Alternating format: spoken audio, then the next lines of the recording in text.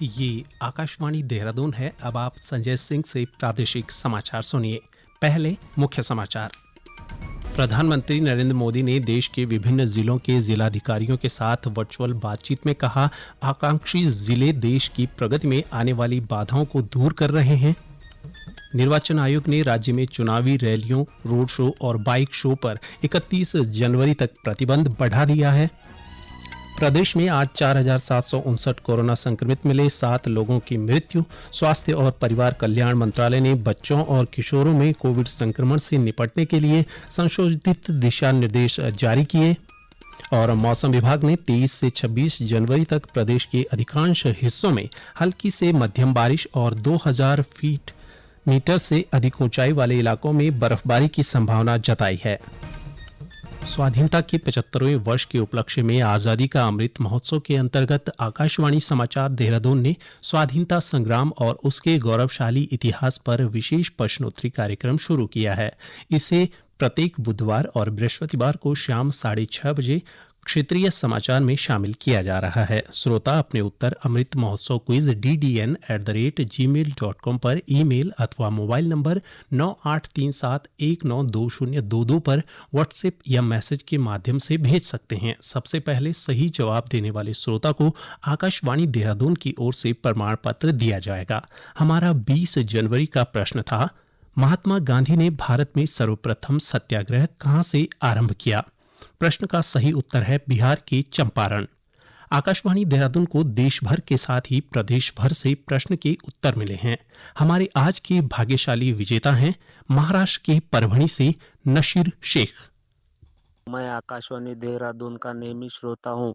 आज के आज़ादी के अमृत महोत्सव प्रश्न उत्तरी का मैं विजेता बना हूँ। इसके लिए मैं देहरादून आकाशवाणी का शुक्रिया अदा करता हूँ और स्वतंत्र सेनानियों को मैं नमन करता हूँ और सभी भारतवासियों को मैं आज़ादी के अमृत महोत्सव की बधाई शुभकामनाएं देता हूँ।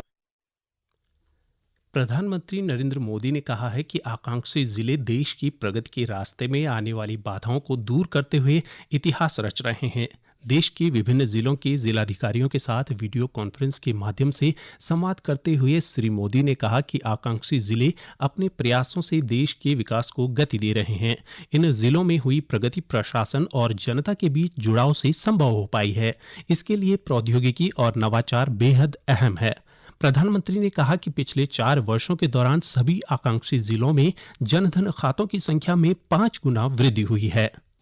आजादी के अमृत काल में देश का लक्ष्य है सेवाओं और सुविधाओं का 100% सैचुरेशन, यानी हमने अभी तक जो उपलब्धियां हासिल की उसके आगे हमें एक लंबी दूरी तय करनी है और बड़े स्तर पर काम करना है। हमारे जिले में हर गांव तक रोड कैसे पहुंचे, हर पात्र व्यक्ति के पास आयुष्मान भारत कार्ड कैसे पहुंचे, बैंक अकाउंट की व्यवस्था कैसे हो, कोई भी गरीब परिवार उज्ज्वला गैस कनेक्शन से वंचित न रहे, हर योग्य व्यक्ति को सरकारी बीमा की व्यवस्था का लाभ मिले, पेंशन और मकान जैसी सुविधाओं का लाभ मिले, ये हर एक जिले के लिए एक टाइम बाउंड टारगेट होना चाहिए।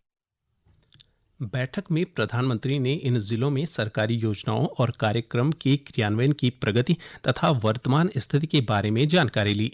श्री मोदी ने कहा कि सरकार ने देश के पिछड़े जिलों के विकास पर विशेष ध्यान दिया है।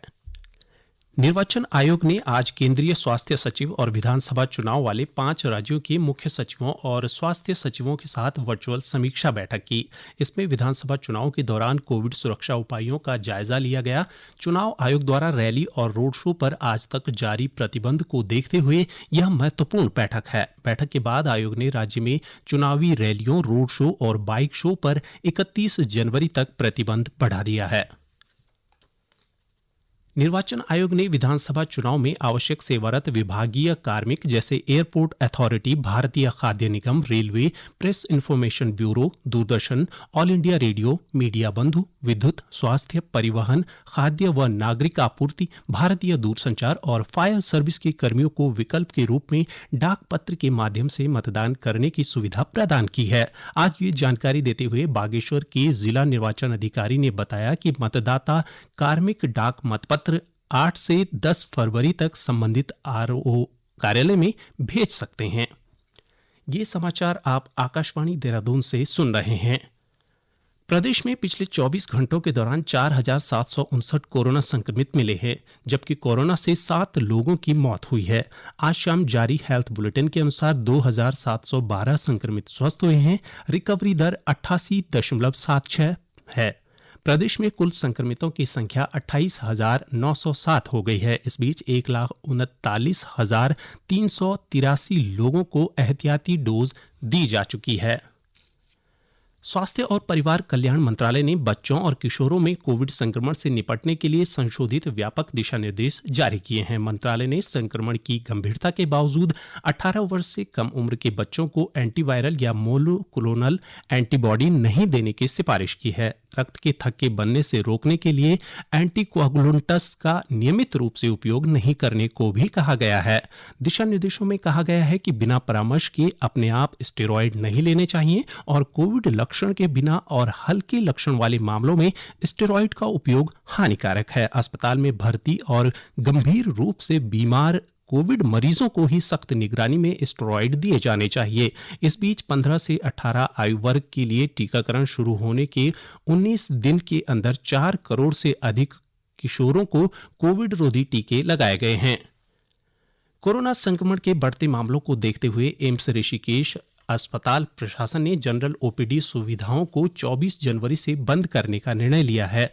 आज ये जानकारी देते हुए संस्थान के medical superintendent professor Ashwini Kumar Dalal ने बताया कि अब इमरजेंसी मरीजों को छोड़कर अन्य सभी सामान्य स्तर के मरीज टेलीमेडिसिन ओपीडी के माध्यम से देखे जाएंगे।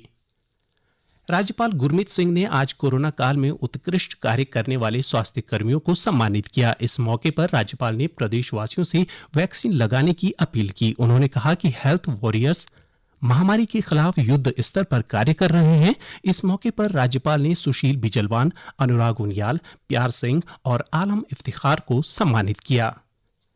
केंद्र सरकार ने कहा कि कोविन पोर्टल पर एक मोबाइल नंबर के जरिए टीके के लिए अब 6 लोगों का पंजीकरण किया जा सकता है। इससे पहले एक नंबर से 4 लोगों का पंजीकरण किया जा सकता था। देश भर में लाभार्थियों की विभिन्न श्रेणियों के लिए टीकाकरण प्रक्रिया को प्रभावी बनाने के लिए कोविन डिजिटल मंच विकसित किया गया है। इस बीच सरकार ने कहा है कि कोविन पोर्टल से कोई भी डेटा लीक नहीं हुआ है। केंद्रीय स्वास्थ्य मंत्रालय ने कल कहा कि इस पोर्टल पर उपलब्ध सभी जानकारी सुरक्षित और संरक्षित है। मंत्रालय ने कहा कि डेटा लीक होने के बारे में मीडिया में आ रही खबरें भ्रामक और बेबुनियाद हैं, क्योंकि कोविन पोर्टल संबंधित व्यक्ति का पता और आरटी-पीसीआर जांच रिपोर्ट नहीं लेता। पंजाब के पठानकोट बम ब्लास्ट के आतंकी साजिशकर्ता को शरण देने के आरोप में एसटीएफ ने ऊधम सिंह नगर जिले से 4 आरोपियों को गिरफ्तार किया। प्रदेश पुलिस के मुताबिक पंजाब प्रांत के नवां शहर, पठानकोट व लुधियाना आदि में विस्फोट के मामले में गोपनीय इनपुट मिला था। एसटीएफ ने कार्यवाही करते हुए ऊधम सिंह नगर के पंतनगर से 4 लोगों को गिरफ्तार किया है।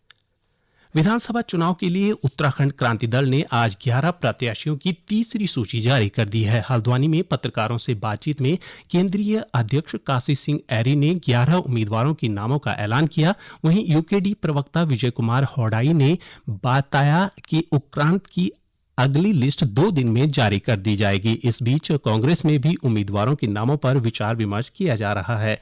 कांग्रेस जल्द ही प्रत्याशियों की सूची जारी करेगी। वहीं भाजपा 59 उम्मीदवारों के नामों की घोषणा कर चुकी है, जबकि शेष सीटों पर मंथन जारी है। आम आदमी पार्टी पहले ही उम्मीदवारों की 3 सूची जारी कर चुकी है। बहुजन समाजवादी पार्टी व अन्य राजनीतिक दल भी वर्चुअली प्रचार में जुटे हैं। राज्य के बागेश्वर, नैनीताल और चमोली जिलों में आज कहीं कहीं बर्फबारी हो रही है, जबकि देहरादून, हरिद्वार, अल्मोड़ा, बागेश्वर, चमोली और पौड़ी जिलों में बादल छाए हुए हैं, तो कहीं कहीं हल्की से मध्यम बारिश का सिलसिला जारी है। बर्फबारी और बारिश के चलते तापमान में गिरावट होने के साथ ही प्रदेश में ठंड बढ़ गई है। प्रशासन की ओर से जगह जगह लोगों को ठंड से बचाने के लिए अलाव की व्यवस्था की गई है। मौसम विभाग ने 23 से 26 जनवरी तक प्रदेश के अधिकांश हिस्सों में हल्की से मध्यम बारिश और 2000 मीटर से अधिक ऊंचाई वाले इलाकों में बर्फबारी की संभावना जताई है। देश भर में आज नेताजी सुभाष चंद्र बोस की 125वीं जयंती मनाई जा रही है। इस अवसर पर डाक विभाग की ओर से आजादी का अमृत महोत्सव पर नई दिल्ली में नेताजी के जीवन पर 27 जनवरी तक डाक टिकट प्रदर्शनी का वर्चुअली आयोजन किया जा रहा है। डाक सचिव विनीत पांडे ने कहा कि प्रदर्शनी के माध्यम से हम दूर दूर तक लोगों तक पहुंच सकते हैं और राष्ट्र निर्माण में भी योगदान दिया जा सकता है। नैनीताल में आज डॉक्टर फॉर यू सेवा का वर्चुअली शुभारंभ किया गया। आज जिलाधिकारी धीराज सिंह गर्बियाल ने हल्द्वानी से वाहनों को हरी झंडी दिखाकर रवाना किया और कहा, नैनीताल प्रदेश का पहला जिला है जहां डॉक्टर फॉर यू वाहन का शुभारंभ किया गया है। श्री गर्बियाल ने कहा कि जिले में होम आइसोलेशन मरीजों को घर पर ही दवाएं, ऑक्सीमीटर, पल्स, बीपी आदि की जांच और कोविड केयर किट उपलब्ध कराई जाएगी। अंत में मुख्य समाचार एक बार फिर। प्रधानमंत्री नरेंद्र मोदी ने देश के विभिन्न जिलों के जिलाधिकारियों के साथ वर्चुअल बातचीत में कहा, आकांक्षी जिले देश की प्रगति में आने वाली बाधाओं को दूर कर रहे हैं। निर्वाचन आयोग ने राज्य में चुनावी रैलियों, रोड शो और बाइक शो पर 31 जनवरी तक प्रतिबंध बढ़ा दिया है। प्रदेश में आज 4,759 कोरोना संक्रमित मिले, 7 लोगों की मृत्यु। स्वास्थ्य और परिवार कल्याण मंत्रालय ने बच्चों और किशोरों में कोविड संक्रमण से निपटने के लिए संशोधित दिशा निर्देश जारी किए। और मौसम विभाग ने 23 से 26 जनवरी तक प्रदेश के अधिकांश हिस्सों में हल्की से मध्यम बारिश और 2000 मीटर से अधिक ऊंचाई वाले इलाकों में बर्फबारी की संभावना जताई है। इसी के साथ प्रादेशिक समाचार समाप्त हुए। नमस्कार।